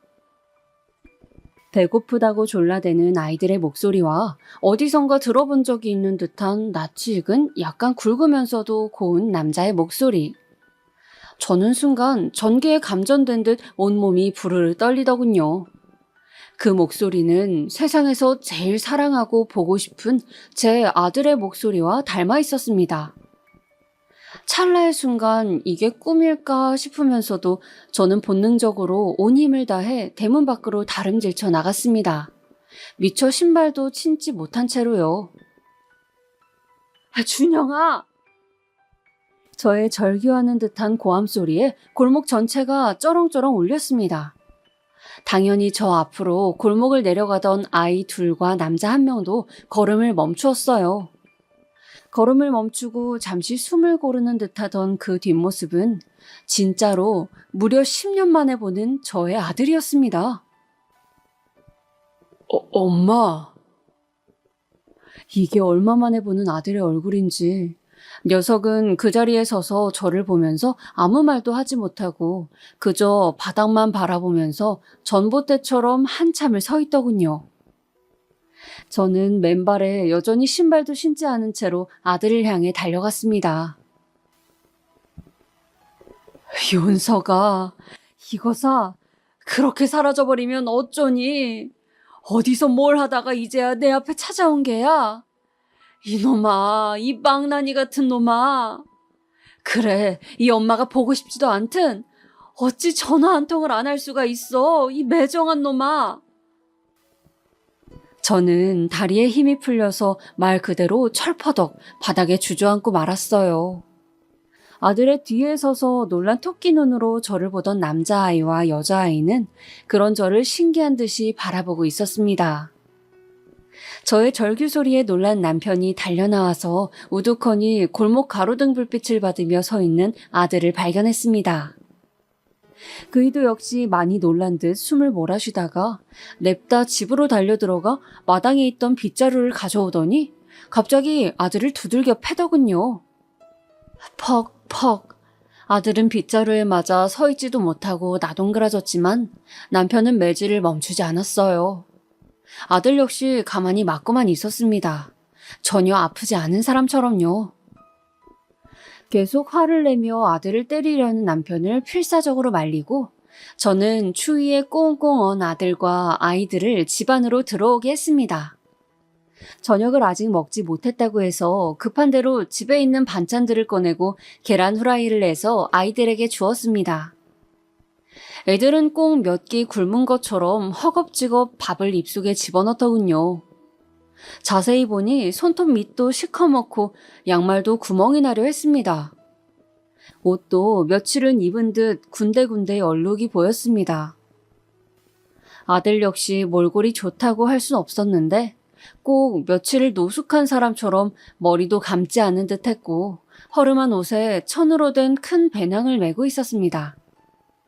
제 아들에게 그동안 무슨 일이 있었는지 알아내야 했어요. 그날 아이들을 재우고 나서 저는 겨우 아들과 마주 앉을 수 있었습니다. 한참 동안 아들은 식탁보의 무늬를 뚫어지게 바라보면서 저와 남편의 시선을 계속 회피하다가 결국 깊은 한숨을 쉬며 그간의 사정을 털어놓기 시작했습니다. 두 번째로 사채까지 써서 도박을 했던 그때 아들은 사태를 혼자 수습해보려고 했지만 회사 월급까지 차압이 들어가게 되자 도저히 사채빚도 감당할 수 없고 또 우리 얼굴을 볼 자신도 없어 혼자 짐을 꾸려서 고속버스를 무작정 탔다고 해요. 그렇게 5시간여를 달려 당도한 곳은 작은 어촌이었는데 그곳에서 바다를 보면서 아들은 죽으려고 계획을 세웠대요. 이대로 날이 저물면 눈 딱 감고 바다로 뛰어들어 버리자. 그런데 그렇게 혼자 무서운 결심을 하고 바닷가를 서성대는 아들을 우연찮게 본 어촌 사람들이 아들에게 다가와 지금 일손이 부족하니 일을 좀 도와달라고 부탁하면서 며칠 일당을 받았대요. 그런데 오히려 몸이 힘들어서 나쁜 생각도 사라지고 마음이 편안해져서 며칠만 하다가 그 마을에 정착하게 되었다고 합니다. 그리고는 연애를 하게 되었다고 해요. 그 아가씨는 마을 토박이었는데 성격도 좋고 제법 다정하게 아들을 챙겨줬다고 하더라고요. 둘은 그렇게 동네에서 조촐한 결혼식을 올리고 5년이 넘는 시간 동안 함께 살았대요. 그리고 1년 후 아들을 낳고 또 1년 후 연년생으로 딸 자식도 낳았다고 합니다. 비록 하루하루 일당으로 먹고 사는 하루살이 신세였지만 그때만큼은 아내가 해주는 따뜻한 밥을 먹고 하루가 다르게 커가는 새끼들을 보면서 사는데 보람을 느꼈던 시절이었다고 아들은 잠시 씁쓸한 미소를 띄었어요. 그런데 어느 날부터인가 애들 엄마가 밤 외출이 잦아졌대요. 말로는 동네 애들 엄마하고 치킨을 먹는다, 오늘은 반상회 모임이 있다 했지만 하루가 멀다 하고 밤늦게 애들을 맡기고 외출을 하는 것이 수상하여 어느 날은 옆집 할머니께 애들 좀 부탁하고 미행을 했다고 하는데 그날 아내가 동네 총각과 바람이 났다는 것을 알게 되었답니다. 화가 머리끝까지 난 아들은 아내를 다그쳤고 그 여자는 오히려 적반하장으로 화를 냈다고 했습니다. 당신처럼 변변치 못한 사람과 이 작은 동네에서 평생을 애나 돌보면서 구질구질하게 살고 싶지 않다고. 나는 지금 만나는 애인을 따라 서울로 가서 꼭 성공할 거라고 이혼을 요구했대요. 아들은 그때까지도 자신에게도 부모님과 여동생이 있다는 이야기나 사실은 이름 되면 알만한 대학을 나왔다는 얘기, 또 왜 이 어촌까지 오게 되었는지를 말하지 않았대요. 그런 이야기를 했었다면 좀 나았을까? 아내를 데리고 부모님 옆으로 이사 왔다면 어땠을까 이야기하면서 제 아들은 낡고 더러운 옷소매에 쓰디쓴 눈물을 한 바가지 쏟아내더군요. 그리고는 저희에게 부탁을 했습니다. 정말 염치 없지만 자신은 애들을 키울 돈을 벌기 위해서 원양어선을 타러 가야 한다고요. 러시아를 지나서 아주 멀리까지 몇 년 다녀오게 될 거라고, 그동안 돈은 한 번씩 붙여줄 테니 자식을 좀 맡아달라고 말이에요. 아이들은 이제 막 초등학생이 되어 9살, 8살의 연년생이더라고요. 세상에, 물고 빨고 키워서 대학까지 보냈더니 말도 없이 10년간 연락도 하지 않고 부모 없이 결혼을 하고 아이를 낳고 거기다 이혼까지 했다고 하는 아들에게 너무나 섭섭하고 또 그렇게밖에 할 수 없었는지, 애초에 도박 같은 것을 왜 했는지, 정말 끝도 없는 원망과 슬픔이 차올라 내 마음에 가득 차는 것 같았습니다. 쪽잠을 자던 아들은 일어나자마자 무심하게도 인천항으로 이제 떠나야 한다면서 가끔 연락을 주겠다는 말만 남긴 채로 사라져버렸습니다. 그 후 울며 겨자 먹기로 애들을 떠맡게 된 우리 부부는 아이들을 챙기느라 힘든 나날을 보내야 했어요. 아이들은 집에 일찍 왔고 저는 그나마 소일거리로 나가던 식당 일을 할 수 없게 되었습니다. 차마 어린 것들을 집에 놔두고 일을 할 수가 없었거든요. 동네 다른 아이들과 달리 우리 손주들은 시장에서 산 저렴한 옷에 초등학교만 다니고 뭔가를 배울 수 없었죠. 거기다 설상가상으로 남편이 스트레스가 심했는지 위암이 발견이 되었어요. 저는 너무 힘든 일들이 줄줄이 일어나서인지 그때는 눈물도 나질 않더군요. 그저 멍할 뿐이었습니다. 그래도 다행히 많은 곳에 전이가 되진 않아 수술을 했어요. 예후도 제법 좋았고요. 그 후 저는 동네의 작은 백반집에 일자리를 구해서 또다시 식당 일을 하며 생계를 꾸렸습니다. 이렇게 제 인생에 아들이 몰고 온 폭풍에 휩쓸리는 동안 시집가서 의사 사모님이 된 제 딸아이는 서울의 사위가 병원을 차렸다고 하더니 바쁜 모양이었습니다. 그래도 가끔 짬을 내어 갑자기 생긴 조카들을 보러 오기도 하고 학용품을 사오기도 하는 둥 착하고 살가운 성격대로 나름대로 우리 집을 챙기려 애썼습니다. 손주들이 우리 집에 온 지 1년쯤 지났을까? 어느 날 손자의 초등학교에서 전화가 왔습니다. 세상에, 큰 손자가 같은 반 아이를 올라타고 팔꿈치로 찍어서 갈비뼈가 부러졌다는 전화였어요. 저는 너무 놀라 부랴부랴 학교로 다름질쳐 갔습니다. 숨을 몰아쉬며 교무실로 달려가 보니 큰 손주는 잔뜩 주눅이 들어 고모의 손을 꼭 잡은 채 교무실에 서 있었어요. 제 딸이 뭔가 연락을 받고 먼저 달려온 모양이었어요. 아니, 은영아, 이게 무슨 일이니? 넌 어떻게 왔어? 아, 엄마, 내가 해결할 테니 그냥 밖에서 보고 계세요. 딸은 손자를 노려보는 맞은편 학부모에게 이것저것 이야기를 하기도 하고 선생님들께도 일일이 인사를 드리고 한참을 교무실에 있었습니다. 그렇게 딸은 한참 뒤 조카의 손을 잡고 나오더니 이야기를 하는 것이었어요. 사실은 그동안 큰 손자가 작은 사고들을 학교에서 친 모양이라고.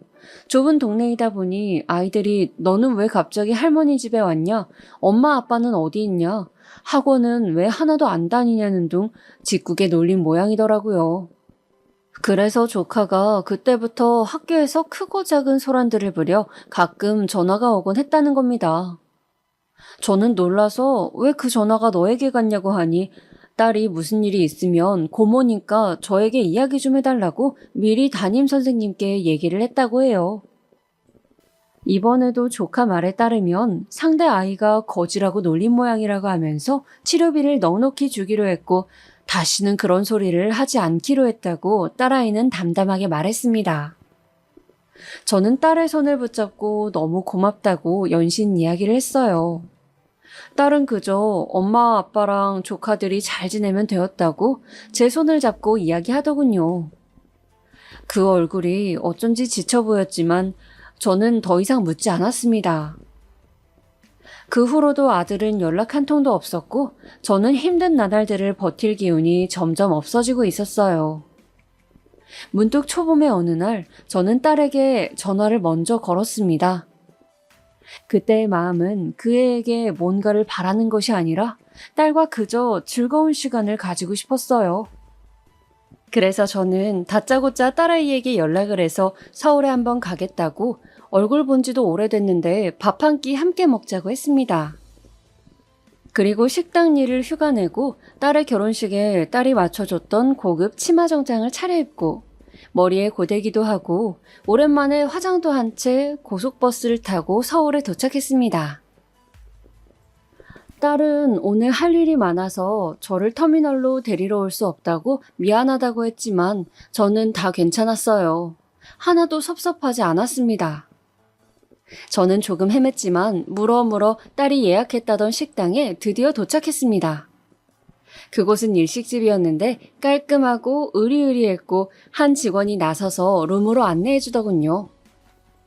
가면서 직원은 웃으며 저에게 친절하게 말을 걸었어요. 그동안 따님께서 정말 미인이라고 생각했는데 어머니를 쏙 빼닮으신 거였군요. 따님 가족분들이 자주 오시는데 너무 행복한 가정이에요. 뿌듯하시겠어요. 저는 그런 부러움을 처음 받아봐서 얼떨떨하기도 하고 너무 기분이 날아갈 듯이 좋기도 했습니다. 그리고 딸의 인생이 부럽기도 하고 자랑스럽기도 했어요. 룸으로 들어서자 딸은 아직 오지 않았더군요. 저는 기분을 잔뜩 낸 터라 어쩐지 들뜬 마음으로 딸을 기다렸습니다. 그렇게 30분을 기다린 끝에 딸이 도착했어요. 아, 엄마 오셨어요? 제가 좀 늦었죠? 딸은 고급 외투를 걸치고 손가락에는 커다란 다이아 반지를 끼고 있었어요. 저는 딸이 재벌 사모님처럼 보인다는 생각에 기분이 더 좋아지더군요. 뭔가 잔뜩 비싸 보이는 음식들이 줄줄이 나왔어요. 음식 하나하나가 너무 깔끔하고 맛있었고 딸이 사는 이야기를 하며 웃는 모습을 보니 즐거워서 저도 한참을 웃으며 이야기를 했습니다. 사위가 차린 피부과는 제법 자리를 잡아 단골 환자들이 많이 늘었고 딸이 30대 초반에 낳은 손녀는 6살이 되어 아주 비싼 유치원을 다니는데 이제 제법 영어를 배워서 잘한다고 했어요. 또 골프도 배우고 발레도 보내고 있다고 하더라고요. 이런 생각을 하면 안 되는데 머릿속에서 자꾸만 저희 집에서 초코파이 하나를 가지고 다투고 있을 친손주들이 떠올랐어요. 아, 저기 은영아, 그런데 네 조카들 말이야. 요즘은 초등학생들도 학원도 많이 다니고 하던데 언제까지 계속 학교만 다닐 수도 없고 어떻게 하면 좋겠니?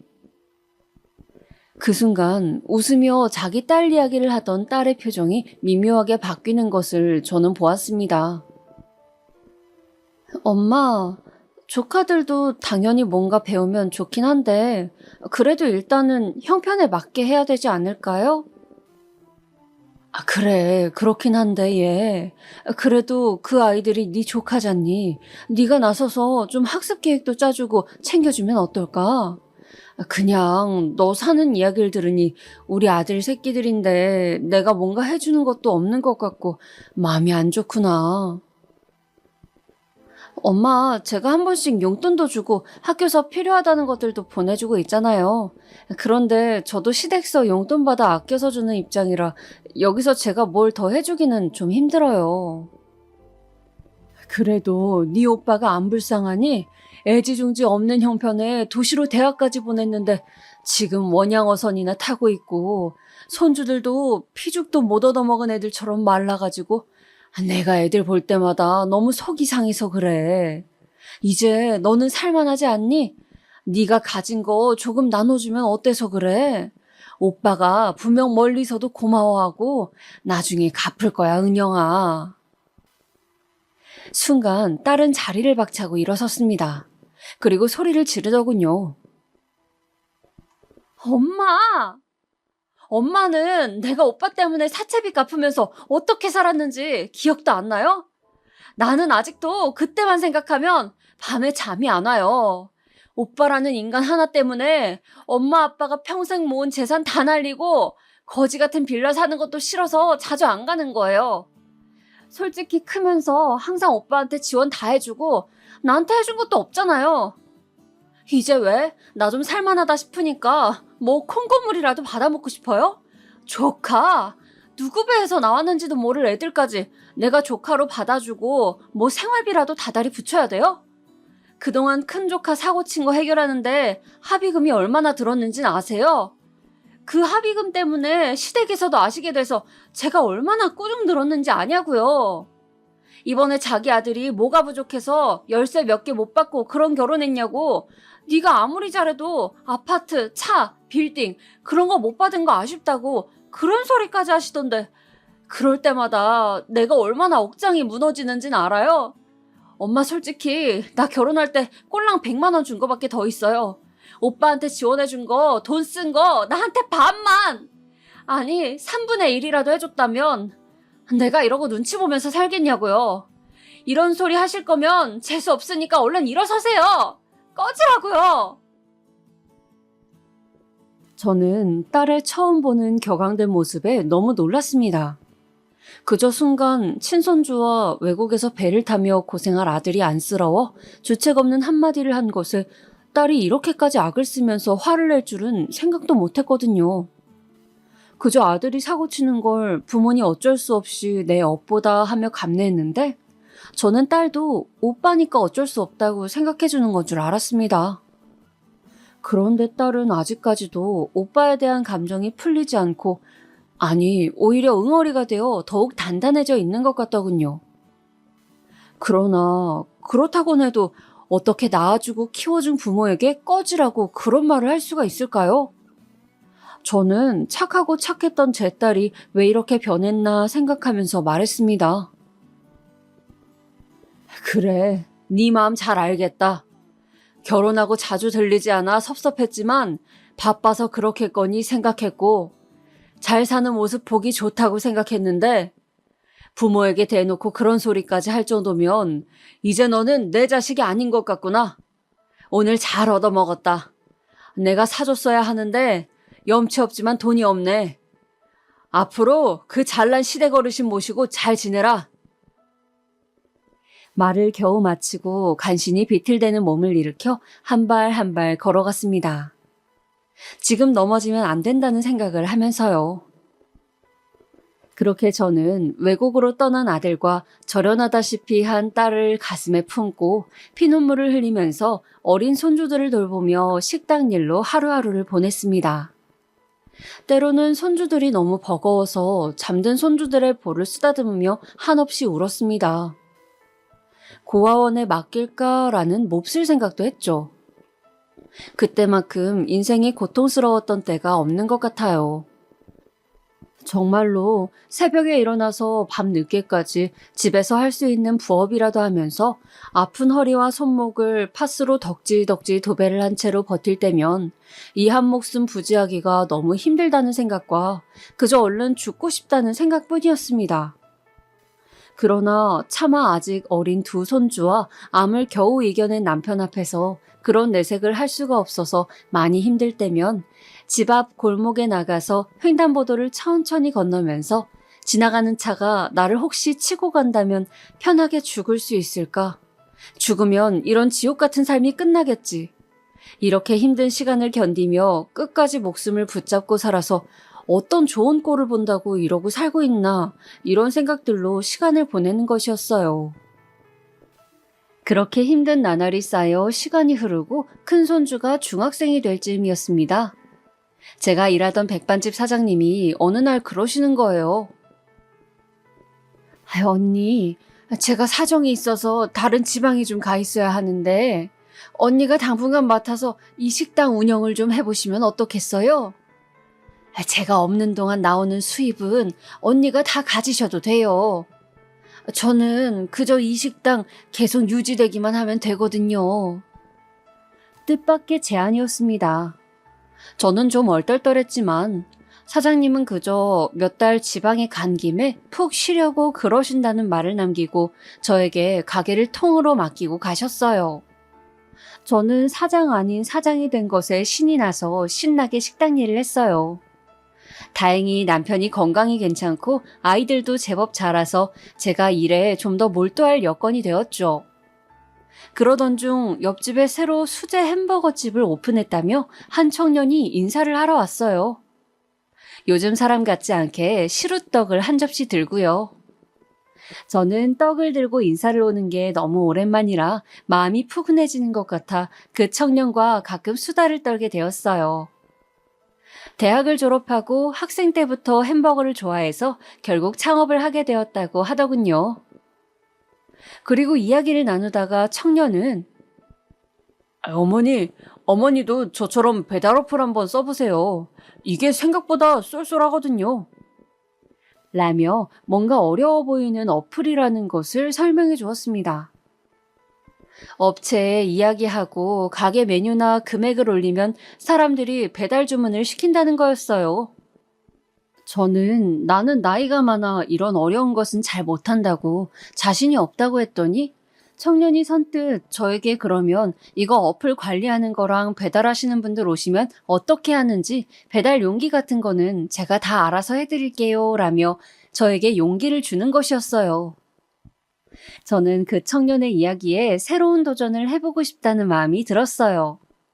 그래서 어플을 이용한 배달을 시작하게 되었어요. 처음에는 주문이 뜸했지만 근처 종합병원에서 단체 주문이 제법 들어와서 장사는 술술 잘 되어갔습니다. 병원 직원들이 맛있고 깔끔하다, 엄마 손맛이다 라는 등의 댓글을 달아주자 장사가 갑자기 너무 잘 되는 것이었어요. 햄버거 가게 총각도 나중에는 본인 가게보다 우리 가게가 너무 잘 되니 우리 가게 직원으로 채용하게 됐고요. 그렇게 제 인생은 또 한 번 크게 바뀌고 있었어요. 상상도 못할 큰 돈을 벌게 되면서 저는 아파트로 이사도 가고 손주들 학원도 마음껏 보내줄 수 있게 되었습니다. 또 한 번씩 안부를 전하던 아들에게도 돈 안 보내도 되니 힘든 선원 생활 그만두고 얼른 한국으로 돌아와 같이 지내자고 이야기할 수 있게 되었습니다.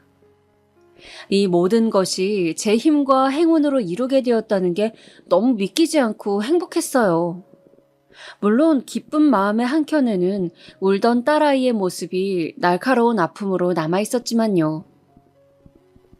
또 저는 사실 가게가 잘 될수록 나중에 사장님께 다시 넘겨야 하는 것이 아쉽기도 했습니다. 한편으로는 사장님께 연락을 해서 돈을 넉넉히 드릴 테니 가게를 파시라고 이야기를 하면 어떨까 계속 생각했는데 이상하게도 연락이 잘 되지 않았습니다. 어쩐지 사장님이 제 연락을 피하시는 것 같기도 하고요. 그러던 어느 날 야채들이 부족해서 옆 동네 큰 재래시장에 야채를 사러 갔는데 글쎄 멀리 지방으로 가신다던 사장님이 거기서 장을 보고 계시는 거 아니겠어요? 사장님, 어떻게 여기 계세요? 연락도 안 받으시고 어떻게 지내신 거예요? 그게 언니, 실은요. 제가 지방에 간 게 아니고 사실은 언니 딸이 저에게 연락이 왔었어요. 엄마가 가게 사장님이 될 수 있도록 자기가 시세의 3배 값을 드릴 테니 가게를 저에게 팔라고 엄마한테는 둘러대 달라고 말이에요. 처음에는 내키지 않는다고 했는데 따님이 직접 찾아와서 저에게 울면서 부탁을 하더라고요. 돈은 얼마든지 더 드릴 테니 그저 엄마 아빠가 조카들하고 먹고 살 걱정하지 않고 살게 좀 도와달라고 하면서요. 자신은 너무 큰 잘못을 해서 가족들에게 나서서 뭔가를 할 수 없다고 했어요. 저는 그 순간 너무나 제 자신이 한심하고 어디 쥐구멍이라도 숨고 싶은 기분이 들었어요. 제 딸아이는 저보다 훨씬 더 마음이 넓고 착한 아이였어요. 이 이야기를 듣고 저는 가게에 일하고 있던 남편에게 달려가서 흥분해서 막 이야기를 했습니다. 우리 딸이 우리를 그렇게 조용히 도와줬다더라 하면서 이야기를 했어요. 너무 기쁘고 고마워서요. 그런데 그 이야기를 같이 듣고 있던 햄버거 총각이 갑자기 또 다른 이야기를 하는 것이었어요.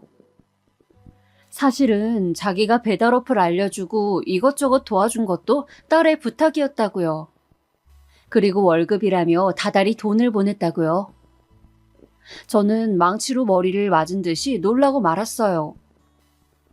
제 이야기와 직원의 이야기를 들은 남편은 사실은 그동안 나는 딸과 연락을 해왔다고 은영이가 순간 흥분해서 그런 말을 했지만 그 후로 많이 반성하고 힘들어했는데 차마 당신 얼굴을 볼 면목이 없다고 하면서 사위가 딸 몫으로 해준 적금이며 그동안 시댁서 받은 용돈을 모아서 우리 분식집을 사준 거라고 얘기를 해주더군요. 물론 거절을 했지만 너무나 완강하게 내 마음 편하라고 그러는 것이라고 딸이 고집을 꺾지 않았다는 것도 이야기해 주었습니다.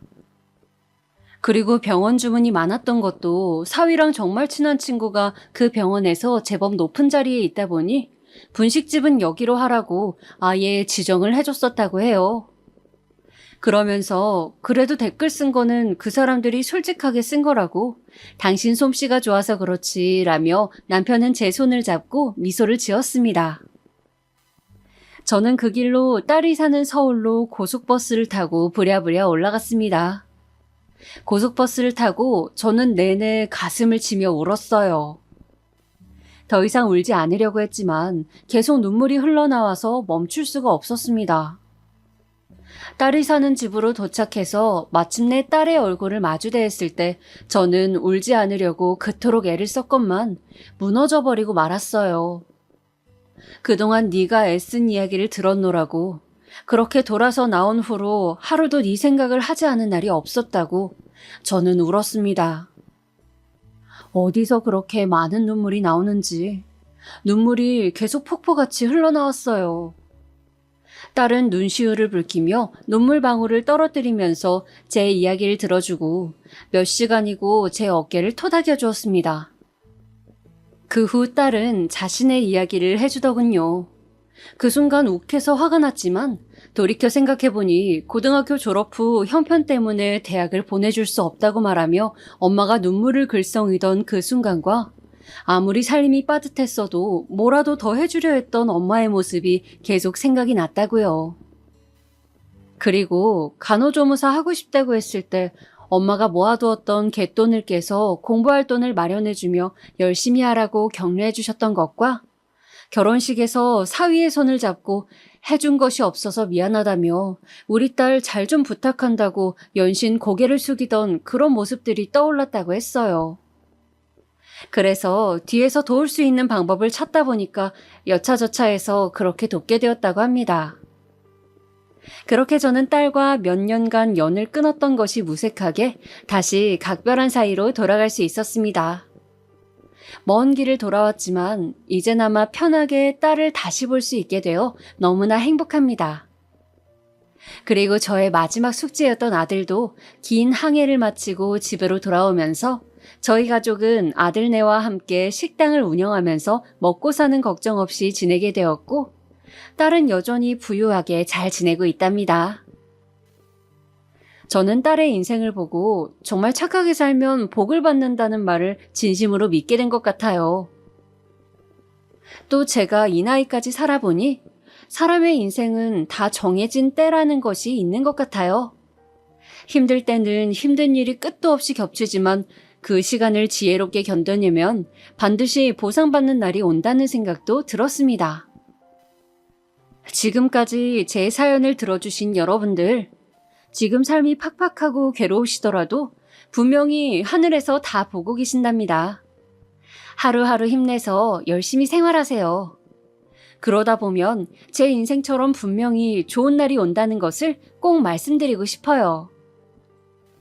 그럼 오늘 하루도 선한 마음으로 행복하게 보내세요.